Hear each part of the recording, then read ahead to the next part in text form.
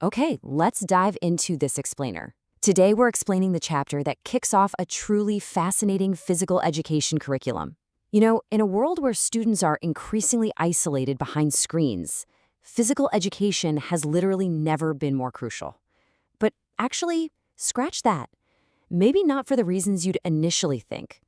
If you assume PE is just about running laps, dodging dodgeballs, or seeing who can throw a baseball the farthest, well, you're in for a serious surprise today. We're going to see how modern physical education goes way beyond the physical. It uses movement, structured play, and active games to build deep mental resilience, rock-solid character, and profound empathy. Let's take a look. Here is our agenda for today. 1. The foundation. 2. Learning through active games. 3. Moving together as one. 4. The golden rule. And finally, 5. Standing up to bullying. Section 1. The Foundation. When students step onto a marked court, they aren't just playing a game. They're interacting in a shared, highly dynamic space. This kind of physical activity connects directly to personal growth. It's absolutely crucial to create a physically and emotionally safe environment where athletic challenges are really just the first step in a much larger journey of self-improvement. By framing the gym or the field as sort of a laboratory for life, physical education becomes the perfect setting to test limits, manage frustration, and learn how to navigate the complex social dynamics of group play. The unit's goals highlight this shift perfectly. Yes, we see the expected traditional goals here, like emphasizing fitness and fostering teamwork and coordination, but look closely at the rest of this list. The curriculum equally prioritizes developing mental resilience, deep motivation, and personal courage. And remarkably for a PE class, it explicitly tasks students with learning to recognize and report bullying and inappropriate behavior to create a safe and respectful environment. It's treating physical safety and emotional safety as two sides of the exact same coin. This is a real game changer. It tells the student that spotting someone being excluded on the field is just as critical as passing them the ball. Section 2. Learning through active games. So how do we put these ambitious, foundational ideas into practice on the field? Take the ball progression game, for example. According to the text, this isn't just about practicing how to throw or catch a ball while standing perfectly still. No way. Students stand facing a partner at a first marker, and they have to progress together along a series of markers while continuously passing the ball back and forth. Adding movement to the throw completely changes the dynamic. It forces eye contact, constant nonverbal communication, and deep empathy for a partner's speed and coordination. If you throw it too hard or walk too fast, the connection breaks. It transforms a simple physical act into a complex exercise in real-time communication, forcing two people to quite literally get on the exact same wavelength to succeed. Section 3. Moving together as one. Let's see how this builds from paired coordination between just two people to full team synchronicity. In a game called Gorpati Shishaput, the students link together, moving entirely as a single unit. The source text prompts students to think about the centipede or kanchala.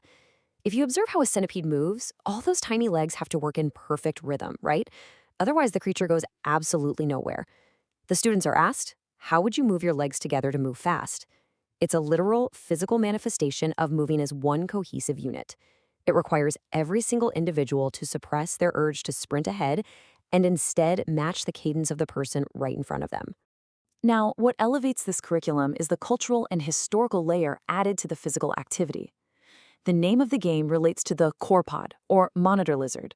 The text prompts a fascinating discussion about the renowned Marathi warrior Tanaji Malusare, who famously used the monitor lizard to strategically scale the steep, heavily fortified walls of the Kondana fort. He tied a rope to the lizard, sent it up the cliff, and used its incredible grip to climb and win the castle. So right in the middle of a PE class, students are connecting their physical efforts to historical stories of immense courage, clever strategy, and sheer unwavering determination. It brings the history right off the page and puts it directly into their muscles. The textbook explicitly makes this connection. In a team game, coordinated movements help you achieve better results. Individual speed means absolutely nothing in Gorpati Shaput if the group isn't coordinated. The fastest, most athletic runner in the class cannot win this game alone. They have to channel their energy into the team's shared rhythm. It's a powerful metaphor for life, career, and community, taught entirely through physical, joyful play. Section 4. The Golden Rule. Once we learn to move together physically on the field, we have to learn how to exist together socially and emotionally. This is where the curriculum really shifts gears. As we transition into the circle time portion of the unit, where students step away from the chaotic energy of the playground and literally sit together in a circle.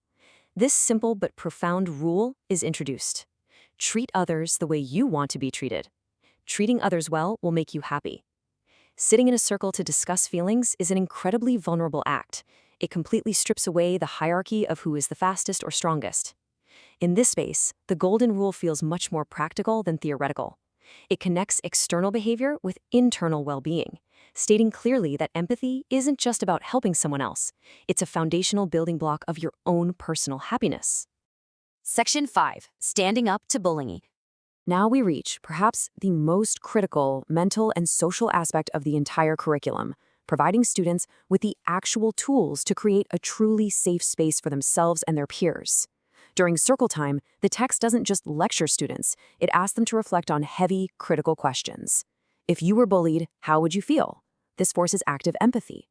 Why does somebody engage in bullying? This forces critical thinking about human behavior and insecurities. But the curriculum goes even further, asking students to consider what bystanders do and how a bystander's actions affect the whole shebang. This is diving straight into group psychology. It highlights the bystander effect, showing students that silence is an action in itself. It shifts the focus away from just the bully and the victim, placing responsibilities squarely on the entire community. To make this concrete, the text uses this fantastic 1 to 5 rubric to map out a student's personal journey. Level 1 is basically blissful ignorance. Bullying does not happen around me. Level 2 is awareness. But look at the progression demanded in levels 3, 4, and 5. Identifying a problem is easy, but finding the voice to actually speak up, level 3, is often the hardest, most terrifying step for a student. The curriculum pushes them through that fear, requiring them to sympathize with the victim, until they eventually reach level 5, where they are an active defender, fully able to firmly stand against bullying. It is literally a step-by-step roadmap for developing moral courage.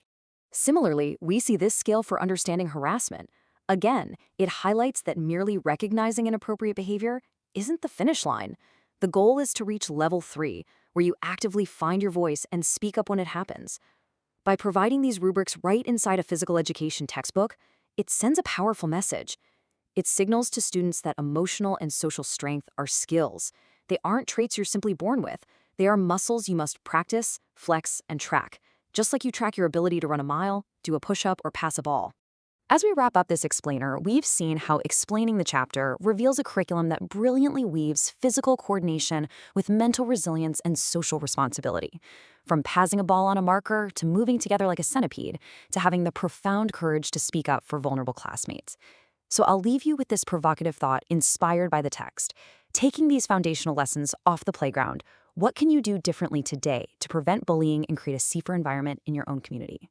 Think about it.